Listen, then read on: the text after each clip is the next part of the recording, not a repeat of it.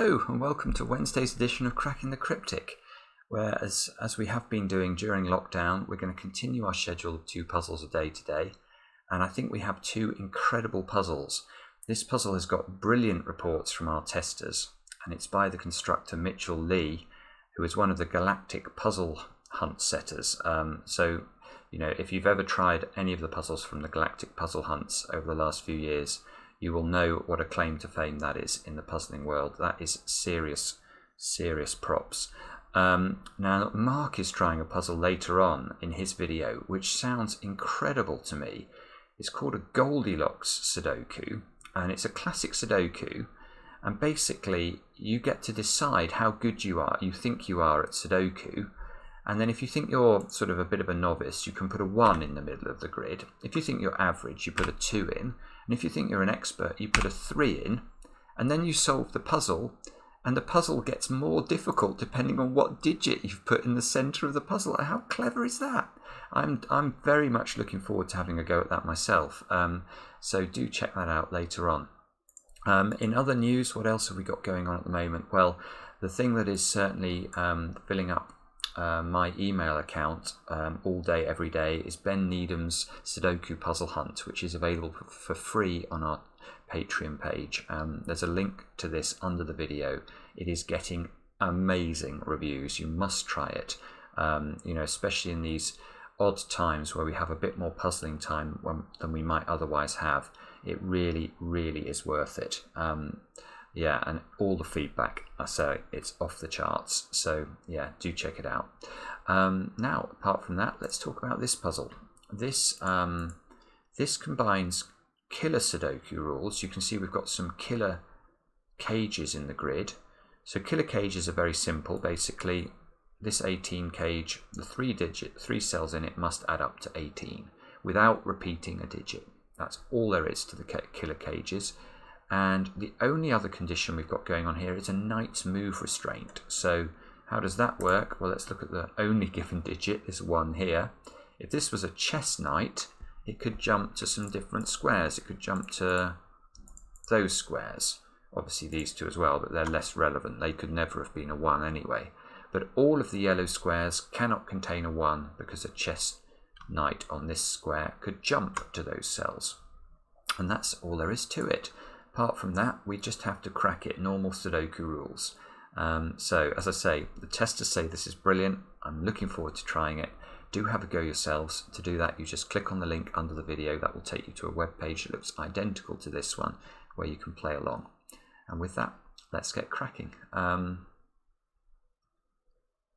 Let's get cracking. Right, the 10 cage here, that square, that's got to be 1, 2, 3 or 4, because 1, 2, 3, 4 is the only way to make 10 with 4 different digits. Unfortunately, 15s and 20s don't have any sort of restriction that's that constrained, so I'm not sure what we do with that. The ones by knight's move, look, they rule out a few cells, but not immediately seeing how to use that either. The 7 cage could be 3, 4 or 2, 5.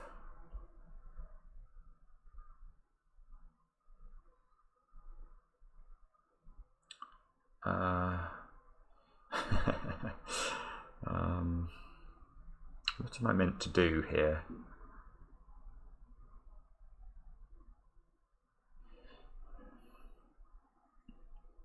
I mean, there's an enormous sum that we can do there, but I don't see quite how it's going to help me.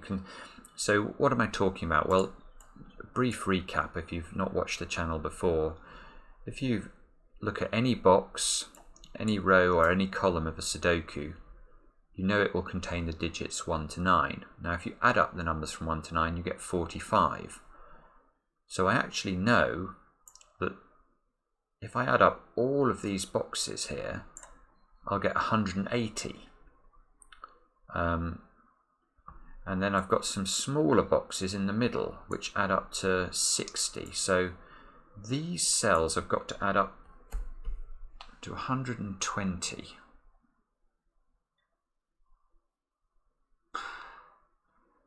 Is that meant to tell me something?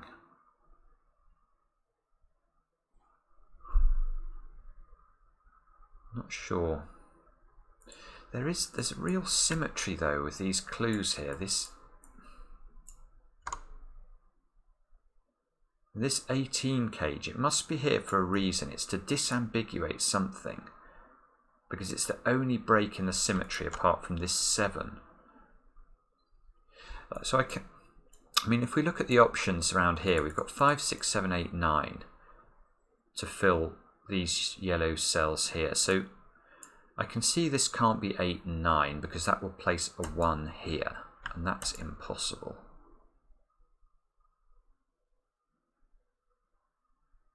So that means there's an 8, well, there's definitely an 8 or a 9, and there might be an 8 and a 9 in these 3 cells.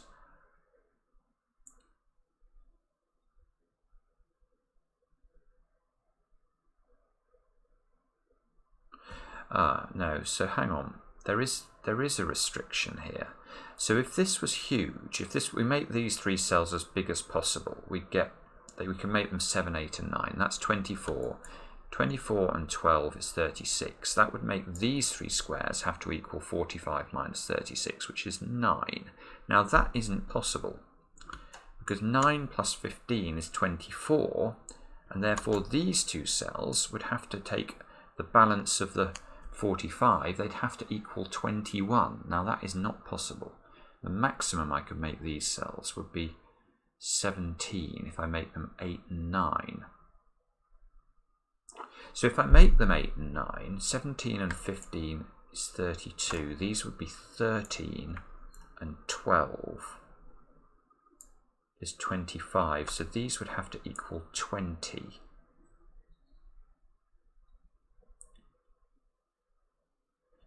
Or less, actually, isn't it? 20 or less. That is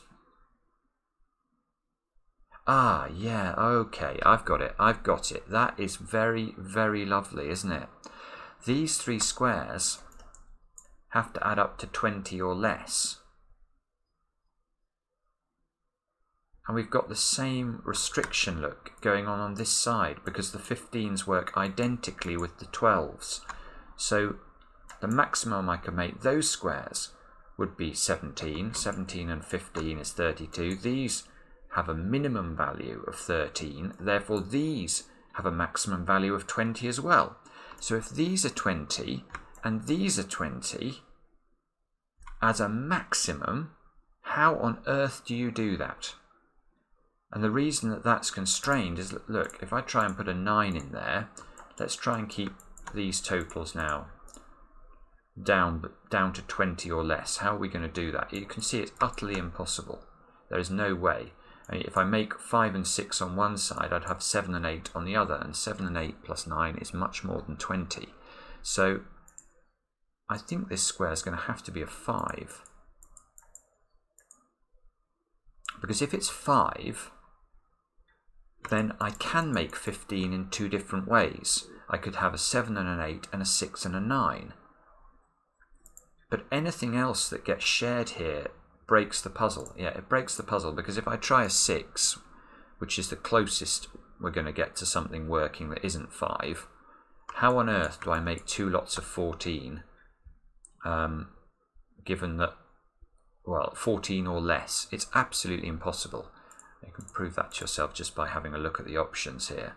I can obviously make 14 once by choosing, well, for example, 9 and 5, but the other side is always going to have to be greater than 14 if I do that. And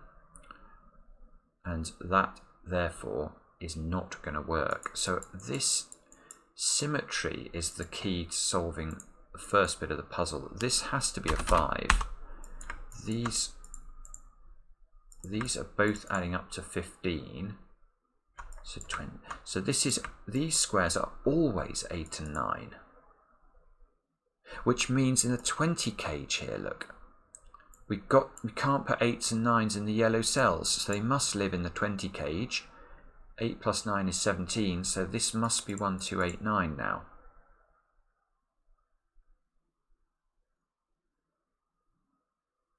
Oh, of course, and if this adds up to 15, which it must do, this must add up to 3. The 3 looks at all those squares by the knight's move constraint, so that's a 3. Now this is a 3 because of the knight's move constraint there. Oh no, that's not right.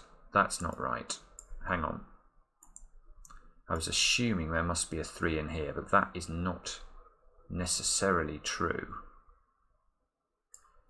Can we get to 13 without using using a 3 in here? Yes, we can.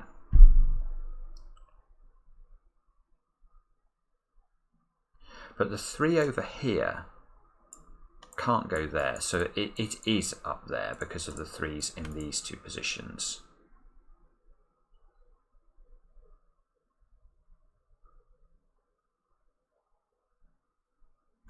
So 5 acts as a pivot here, look. 5 is ruled out of those squares, so 5 does live in the 15 cages.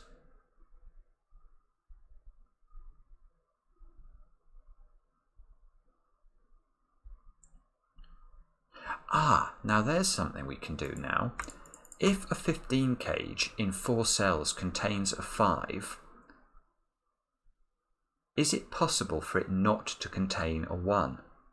And the answer is no, because the only way of making 3 cells add up to 10 if you don't use a 1 is with 2, 3 and 5, and that would repeat the 5 in the cage. So this has a 1 in it, and this has a 1 in it.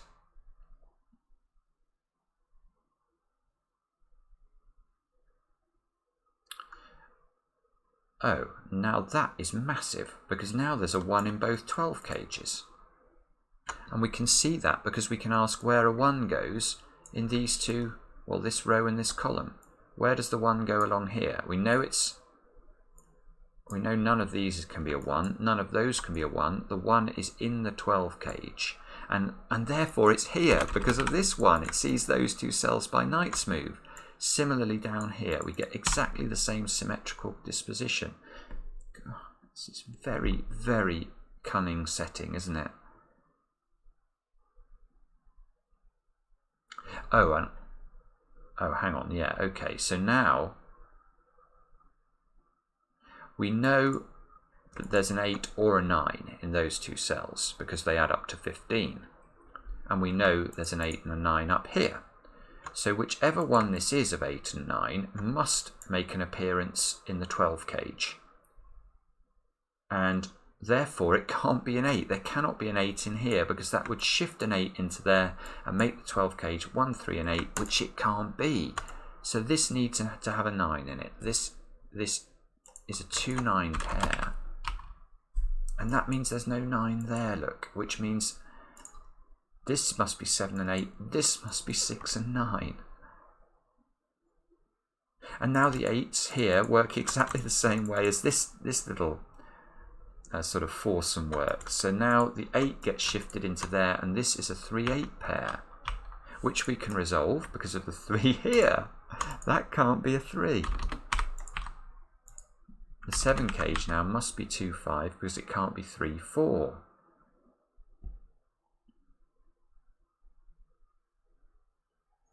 As there's a 6 in here, look, there's a 6 forced into the 15 cage, so that needs 1, 3, 5 and 6 to complete it.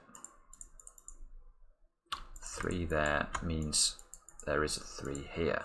So there was a 3 in here after all. 1, 5, 6. 1s, look, 1s here and here.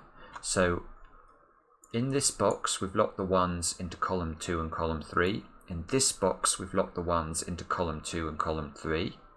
So where does the 1 go in column 1? It can't be here, it can't be here, it can't be in those 2 squares, so it must be there.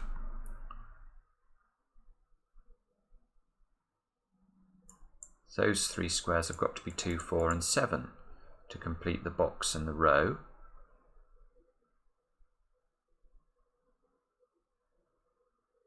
Oh, and 2 is forced into this 15 cage. So this contains 1, 2, and 5, so it needs a 7 as well. So this, oh, I just deleted things I didn't mean to delete. This is 1, 2, 5, and 7. So the ones again act in the same way. The symmetry is breathtaking. So ones, where do we put a 1 in row 1? It's got to be in this cell.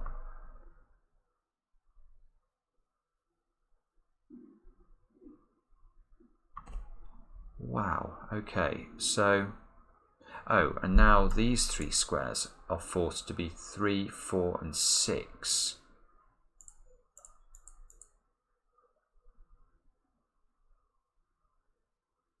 That one can't be a 3.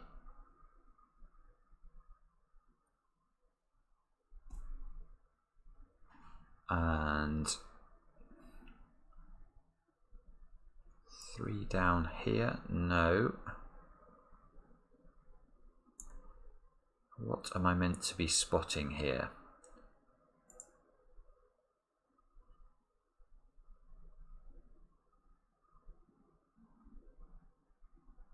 Can't have a 3, obviously. I can just tidy up the pencil marks.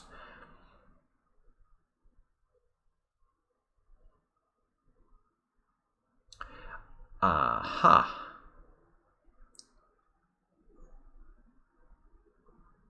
This square, look. This square sees every single square in of these highlighted yellow squares because of the knight's move constraint. So this square here cannot contain any of these 3 digits, so it can't be a 1 or a 2.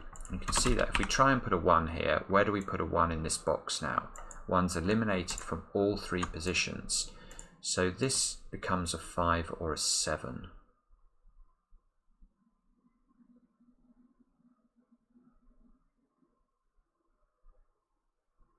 This 8 fixes that square. That can't be an 8 now. That's got to be a 7. That's got to be an 8.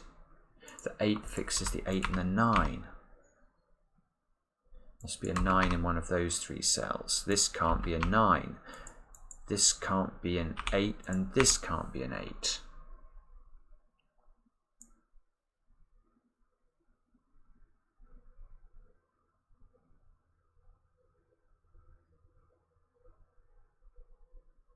Seven must be in one of those 2 squares in this box because it can't go there because of the knight's move.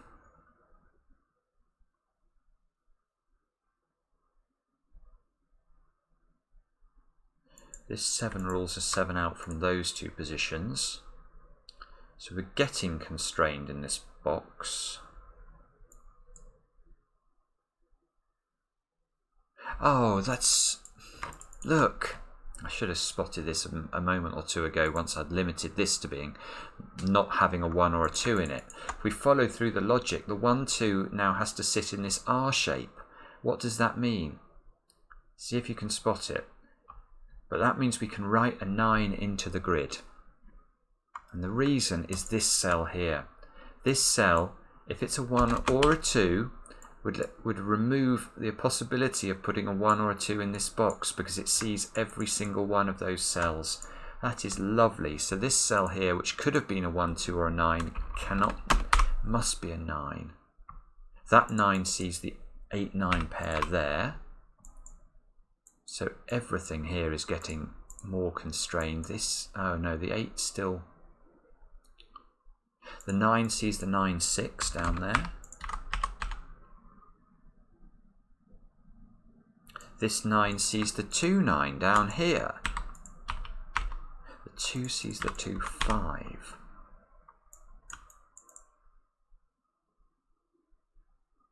Two is forced into one of those 2 positions. Where it meets its friends up here, look. So in this box, 2 is locked into column 2 and column 3. In this box, column 2 is locked into column 2 and column 3. So where does the 2 go? In column 1 of the grid. We know it can't go here, we know it can't go here. It must go there.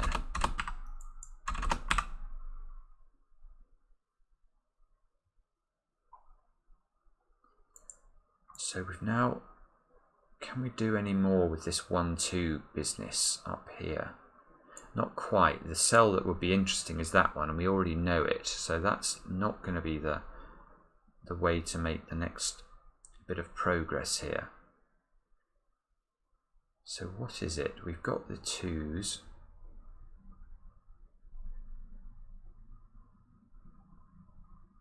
Nines, maybe? Yes, this cell has to be a 9 because of these 9s. That means that this is a 9. So that's not a 9. In fact, we can pencil 9s up there as well.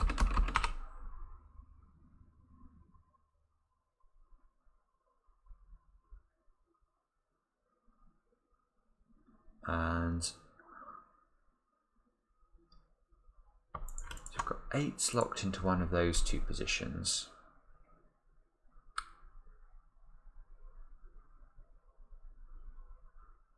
That can't be a 2 because of the 2 here. So the 2 must be in one of those two squares. Oh, that's it. Look, that one now. This can't be a 2 anymore. If we put a 2 here, neither of those can be a 2. One of them needs to be a 2. That does not work. So this becomes a 1. Oh, this is massive now, because this 1 sees enough of this box that we can immediately remove 1s from those squares. This has to be the 1. We've got a 2-5 pair here, so that's got to be a 7. This 1 sees those two positions there, so that's a 1. Gives us a 2-4 pair here. The 1 sees those two, so that's a 1. It gives us a 5-6 pair. And we've done all the 1s in the grid, I think.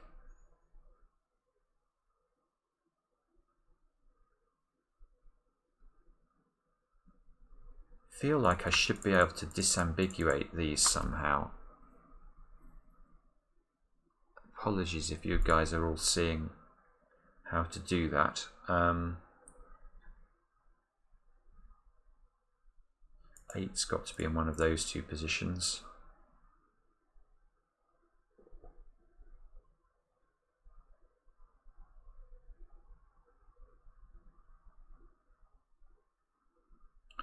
This sort of position here, where you have a 4 and a 7 on a boundary in a knight's move puzzle, is quite important, because it means that we can't put 4 or 7 in either of those squares. In fact, that square can't be a 3 as well, because of the 3 here. So this can't be... What are the options for this square? It can't be 1, 2, 3, 4. It could be 5. It could be 6. It can't be... It could be 8 as well. Oh, it can't be 8 because we've got 8s there. So that's 5. Ah, so there's a 5-6 pair. Right, so we've got a 5-6 pair now in column 3. And we need to place 2, 4, 7 and 8. So this square can't be a 2 or an 8. That's a 4 or a 7. So looking at this column now, the only digits not accounted for are the 2 and the 8. Everything else is paired up. So that square must be... Oh, that's beautiful. So this square's got to be a 2 or an 8, but for exactly the same reason that couldn't be an 8 because of the 8s locked into those two squares. That one can't be an 8 either. That's a 2. And that's going to get us cooking with gas, because now up here, look, we've got the 2-8 disambiguated. And I can see it's going to unwind here. I was just looking at the 8s to check whether I could do anything with those. I'm going to pencil them in before I go any further. So this 2, that sees that square and that square. That square and that square get resolved. 2 gets shifted up here. And here as well. But this 2 is a knight's move away from that one. So that one must be the 2, that one must be the 2. And now we've done all the 1s and all the 2s. This 5 doesn't quite disambiguate the 5-6 pair down there, look. 4, is that how we're meant to... So there must be a 4 in one of two positions there.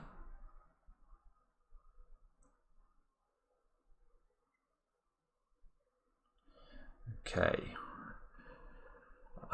Let's use this column because we've got 6 digits in it. So these squares have got to be 4, 6 and 7. I can see how this one can't be a 6. These two squares have got to be 5 and 8, is that? Oh, it would be good if it was, because that, yes it is, it's 5 and 8, and this 5 is going to tell me the order.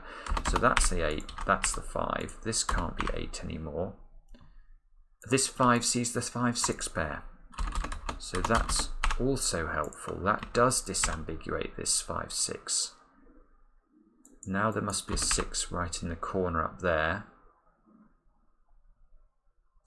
And over here, look, we've got 6 and 9 into those two positions. These have got to be 4, 5 and 7. And look, where can the 5 go? Well, the 5 here takes care of those two cells. So this must be the 5. Therefore, that's the 7 and that's the 4. The 4 gets shifted into one of these two cells, so that can't be a 4.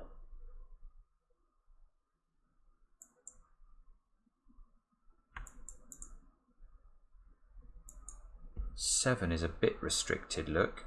I think it's got to be in one of those two positions in box 3. But, well actually no it doesn't, because there's 5s. 5s have got to be locked into that position there, and that takes the position of the 7. So 7 gets shunted down to the bottom there, and 7 gets placed here, which also places a 6 because of our pencil marking. This 7 sees the 4, that fixes the 7 and the 4. That places a 4 down here, and this 4 disambiguates that immediately. That's the 4. This can't be 4 now. In this column, look, we need 3 and 5. We've got a 5 here, so I think that has to be 3. That has to be 5. That has to be 5. Is that looking right? Yes, I think it is. The 4 here fixes this as a 3. This 4 fixes the 4 and the 6. Now 6 now must be in one of those two positions. These two squares need to be 3 and 4 in some order. The 3 helps us out, so the 3 and the 4 must be this way round. 3 is shunted, 3 has to be there in fact because of these 3s and the fact that this 3 rules out that position from being a 3. So the 3 gets placed here, which gives us the 7, the 4. That must be a 3. These have got to be 7 and 8. Can we disambiguate it? No. So something else must unwind this puzzle. What is it? What have we still got to place? Oh, 8 in this box, look. 8 must be in the same positions that 9s are in. So the 6 gets moved over there, which disambiguates this. Right, so now we're going to all of a sudden get another flurry of activity. This has got to be an 8 now. That fixes the 8, 7, fixes the 7 and the 6. These two squares should be 4 and 6, and they are. That's a 4, that's a 6, and that is how to solve this lovely, lovely puzzle. Mitchell, that was really a work of art. I loved it. Let me know in the comments what you thought, and we'll be back later on with this Pick Your Level Classic Sudoku. See you soon.